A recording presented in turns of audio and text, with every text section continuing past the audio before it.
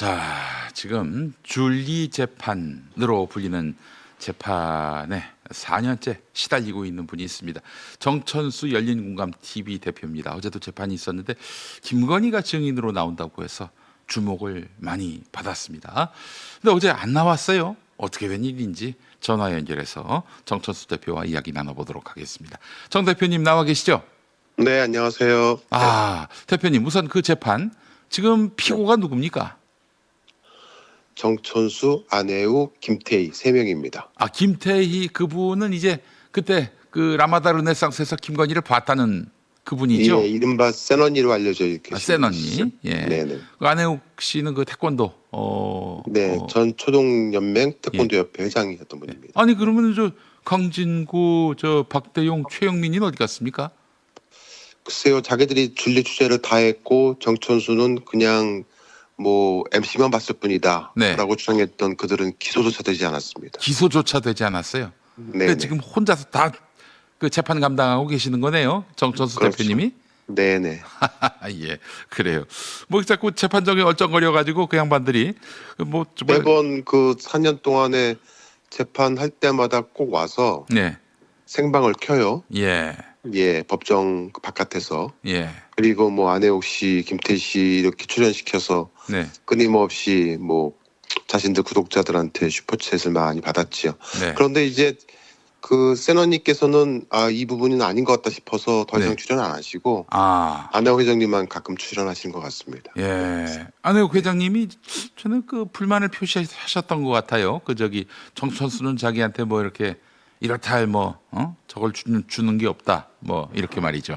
뭐 알다시피 2022년 6월에 저를 대표이사해서 그들이 불법으로 해임하고 나서 네, 안혜옥 회장에 대해서 당시 열린공감 TV 법인의 비용으로 네. 이런저런 그 지원을 해줬나 봅니다. 저 최강박이. 예, 그러니까 음. 회사 돈이죠. 회사 돈을 가지고 생색내듯이 음. 안혜옥 회장한테 이런저런 이제 지원을 해준 거죠. 네. 그거를 받으신 안혜옥 회장님께서 이제 뭐 저는 이제 해준 게 없다 이렇게 말을 하시는 것 같아요. 그런데 이제 뭐 알다시피 취재 대상한테 돈을 왜 줍니까, 근데? 그래서 알다시피 이제 뭐 이런 재판 같은 경우에는 네. 어찌됐든 저희 3명이 공동 피고인이기 때문에 네. 서로 돈을 주고받았다는 것이 검사가 인지하게 되면 안 재판에 되죠. 굉장히 불리하게 적용될 수가 있습니다. 그럼요. 예. 제가 가급적이면 피고 1, 2, 3으로 되어 있어서 네. 재판도 처음에는 분리시켜달라고 했었는데 병합된 거거든요. 네네네. 이 상황 속에서 만약 저희가 돈을 주고받거나 예. 방송을 같이 하거나 하게 되면 이건 모두 다 재판장에서 불리하게 돌아갑니다. 네. 근데 이거를 오히려 최강박 쪽에서는 부추기고 있어서 네.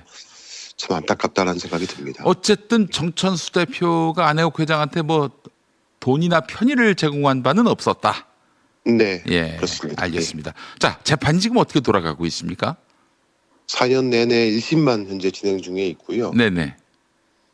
그동안에 검찰 측 증인이 굉장히 많이 이제 출석을 했었는데 네네. 대부분 뭐 검찰 측에서 증인으로 호출을 했음에도 불구하고 증인들이 바로바로 나온 게 아니고 뭐 몇 번에 걸쳐서 네. 계속 이제 출석을 하지 않았기 때문에 네. 특히 조남호 회장도 그랬고요. 네. 그래서 계속해서 이제 과태료를 부과를 했었어요. 네네네. 그러다 보니까 이제 기일이 차일피일 또 미뤄지기도 했었고요. 예. 처음에는 부부장급 이제 검사부터 시작해서 한 4명 정도가 공판 검사 측에 앉아 있었는데 네. 횟수가 진행될수록 3명, 2명 그렇게 줄어들다가 네. 이제 대선이 끝나고 나서 최근에는 1명 젊은 여성 검사로 바뀌었거든요. 그리고 뭐 기자분들도 처음에는 관심을 많이 가지시고 네. 많이 이제 방청을 했었는데 예. 최근에는 아예 그냥 방청객이 텅텅 비어 있었다가 예. 이제 이 줄리 재판 관련해서 줄리가 김건희 씨가 증인으로 출석한다고 하니까 이제 조금 몇 분 더 오셨었는데 네네. 검사도 1명 더 늘어나고요. 예. 그런데 결국 출석하지 않았지요. 왜 안 나왔답니까?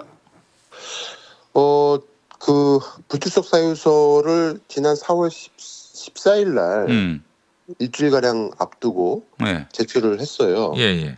예. 그런데 그 불출석 사유서를 보니까 예. 너무 좀 어처구니가 없는 게 네. 지금 나오고 있습니다. 예. 네, 김건희 증인은 피고인 정천수와 관련된 재판에 직접 참여하거나 예. 관여할 의사가 전혀 없다라는 거예요. 지가 그 나오고 싶어서 나오는 게 재판이 아니잖아요. 그렇죠. 그러니까 예. 이 줄리 재판에 자기는 예. 직접 참여하거나 관여할 의사가 전혀 없다. 다만 정천수 등에 대해서는 강력한 법적 책임이 뒤따라야 한다. 이게 말이 앞뒤가 안 맞잖아요. 예, 자신 쪽에서 고발을 해놓고, 네네네. 그래놓고는 자기는 이거 내용에 대해서는 뭐 얘기하고 싶을 생각이 없다. 예. 그런데 처벌은 해달라. 예. 뭐 이런 뜻이지요. 예.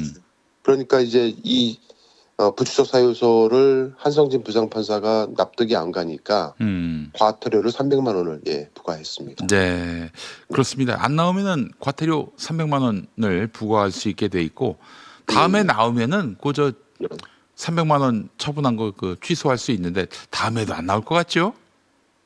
아마 뭐 김건희가 300만 원 때문에 글쎄요 재판에 나오겠습니까? 저는 나갑니다. 그래요? 예, 안 나올 거라고 봅니다. 근데 이제 예. 알다시피 그러면은 강제 출석시킬 수밖에 없거든요. 구인자 발부해서. 예. 구인하는 방법도 있겠네요. 근데 알다시피 윤석열이도 그런 식으로 한번 그 구인자 발부해서 강제 출석을 하려고 했었는데 그때 이제 알다시피 팬티바람으로 버티는 바람이 못 나왔지 않습니까? 네네네. 예, 김건희도 그런 식으로 팬티바람으로 버티면 못 나오겠죠. 뭐. 아니 어제 만약에 나왔다면은 이 변호인 쪽에서도 그 피고 쪽에서도 뭔가 질문을 하려고 했을 거예요. 나름 질문을 많이 준비했던 것 같습니다. 뭘 가장 핵심으로 물어보려고 했습니까? 일단 그 언론이 잘못 보도하고 있는 내용이 있어요. 네. 열린공감 TV와 또 안혜욱 회장 김태희 씨 등은 2022년 해당 내용을 이제 의혹 제기를 할 당시에 네. 김건희 씨가 줄리라는 예명으로 당시 르네상스 호텔 지하 볼케이노 나이트클럽에서 일명 일반인 여성으로서 네.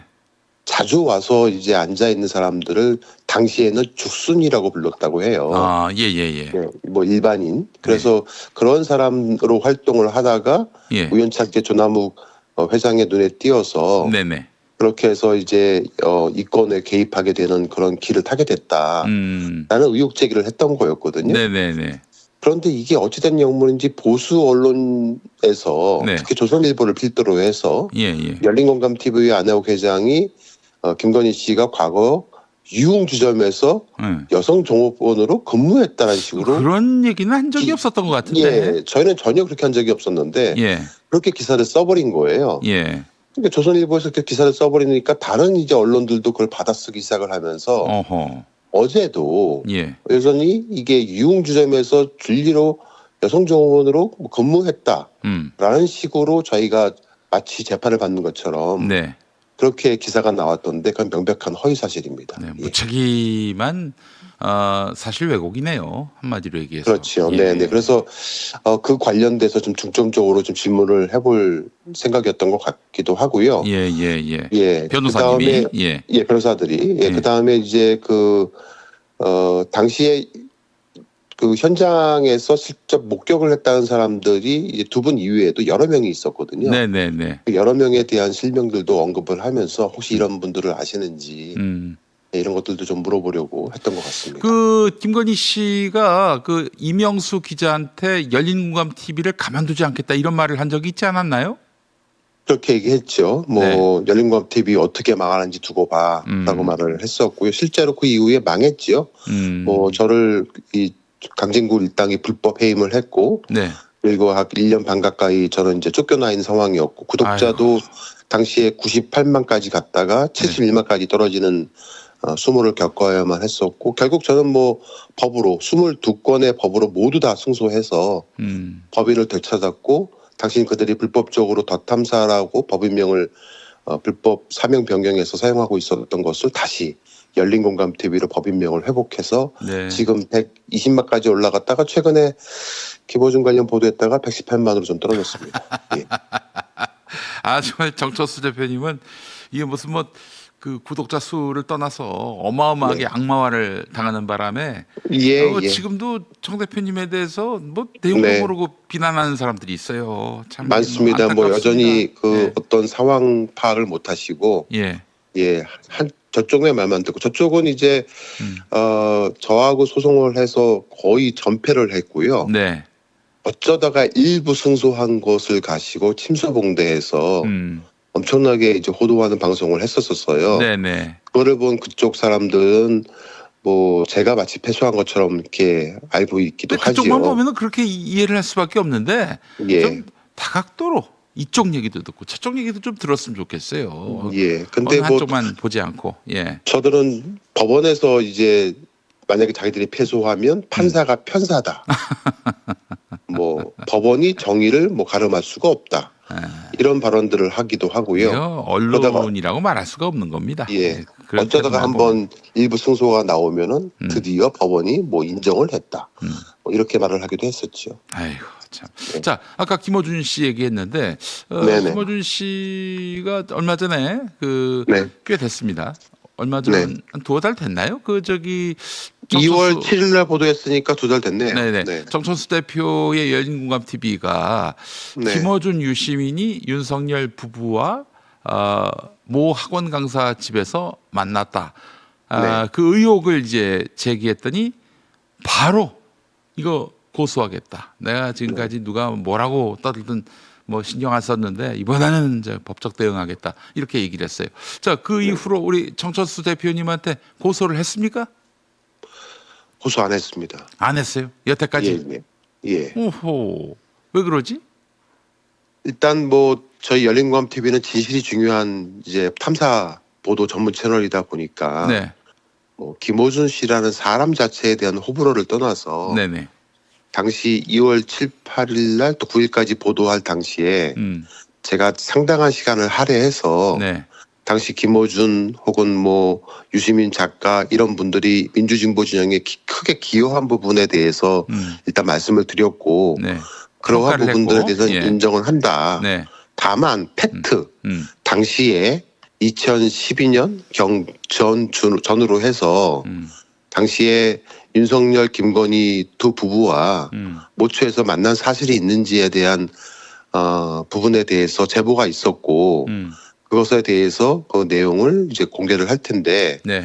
이거를 공개하고자 하는 이유는 김어준, 유시민이라는 두 분이 네. 그 당시에 윤석열이라는 검사에 대해서 민주진보 진영에 굉장히 정의로운 검사라고 방송 등을 통해서 말씀드린 것이 있었고 그걸로 인해서 혹여라도 당시에 윤석열이가 정말 정의로운 사람이라고 착각하게 만들었다라면 그렇게 해서 그다음 벌어진 대선에서 당시 이재명 대통령 후보에 대한 어떤 악감정을 갖고 있었던 민주진보 진영의 사람들이 이재명 후보가 아닌 윤석열 후보를 선택했다라면 그에 대한 일만의 책임을 지고 그럼 사과 한마디라도 해야 되지 않겠냐라는 측면에서 보도를 하겠습니다라고 굉장히 많은 시간을 할애해서 말씀을 드렸어요. 네네네. 예, 그 다음에 이제 짧게 한 20여 분 정도 관련해서 보도를 했었던 거였거든요. 근데 그걸 가지고 다음 날 김어준 씨가 뉴스공장에서 실시간으로 약 30만 명 정도가 봤었고 실제 전체 조회수는 100만이 넘었던 걸로 기억을 하는데 이 내용이 너무 악의적이다. 누군가가 배후에 있는 것 같다. 자기는 28년 동안 아무도 고소고발을 하지 않았는데 고소를 할 예정이다. 네. 라고 얘기했고 단 한 번도 어떤 형태로든 간에 김건희를 본 적이 없다. 네. 라고 방송에서 말을 분명히 했었거든요. 예. 그런데 그 주에 있었던 목요일날 방송하는 다스베이다에 그 말이 살짝 바뀌어요. 김어준 씨가 3초간 봤다라고 말을 바꿨어요. 보긴 봤네. 예. 그래서 사람이 사람을 3초간 볼 수도 있을 수는 있지요. 3초간. 근데 글쎄요. 누군가의 소개로 네. 인사를 하는데 3초간 한다는 건 그 소개를 해준 사람한테도 좀 민폐 아닌가요? 어쨌든 저는 그렇게 좀 어처구니가 없다 생각을 했었고요. 네. 그리고 또 유시민 작가님도 본인 입으로 말씀하신 것도 아니고 그 다른 사람의 황희도 3자 씨. 예. 페이스북을 통해서 단 한 번도 본 적이 없다라고 네. 말을 했었고 그 내용에 대해서도 자기는 부정을 한다라고 해서 어쩔 수 없이 제가 영상을 공개했지요. 네. 예. 김어준 씨와 유시민 작가가 당시 그 의혹이 있었던 김영준 학원 원장의 학원에 가서 네. 강의를 한 두 사람이 예, 그 네. 영상을 공개했었습니다. 네. 자, 이런 가운데 김어준 씨가 이 네. 건과는 다릅니다만은 네. 매출 455억, 매출 455억 관련한 보도를 한 언론을 상대로 해가지고 10억을 들여서 소송을 걸겠다 이렇게 이야기했단 말이죠. 이건 어떻게 네. 보셨습니까? 글쎄요, 뭐 김어준 씨가 뭐 매출을 많이 올리는 거에 대해서는 뭐 민주진보 진영도 배고프란 말이 없으니까 예, 그거에 대해서는 뭐 딱히 뭐 제가 그거 드릴 비난하는 말씀은 사람 없습니다. 없어요. 예, 예.